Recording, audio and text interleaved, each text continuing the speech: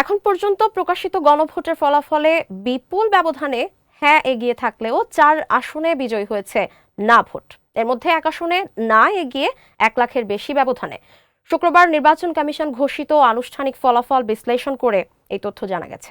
না ভোট বিজয়ী হওয়া এই 4 আসনই পার্বত্য চট্টগ্রাম অঞ্চলের। এর মধ্যে রয়েছে রাঙ্গামাটি, খাগড়াছড়ি, বান্দরবান এবং চট্টগ্রাম 13 আনোয়ারা কর্ণফুলী।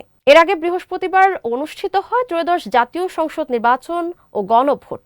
ওই দিন সকাল 7:30 থেকে বিকেল 4:30 পর্যন্ত একযোগে অনুষ্ঠিত হয় ভোট গ্রহণ। ভোট গ্রহণ শেষের পরপরই শুরু হয় গণনা। রাতভর একের পর এক প্রকাশ করা হয় বিভিন্ন আসনের ফলাফল। পাশাপাশি গুরুত্ব পায় গণভোটের ফলাফলও। শুক্রবার সকাল 11টা পর্যন্ত প্রকাশিত ফলাফলে 65.5% ভোট পেয়ে এগিয়ে রয়েছে হ্যাঁ, আর গণভোটে না দিয়েছেন 34.5% ভোটার। হ্যাঁ ভোট হেরে যাওয়া 4 আসনের মধ্যে সবচেয়ে বড় ব্যবধান রয়েছে রাঙ্গামাটি আসনে। এই আসনে 1,08,106 ভোটের ব্যবধানে জয়ী হয়েছে না ভোট।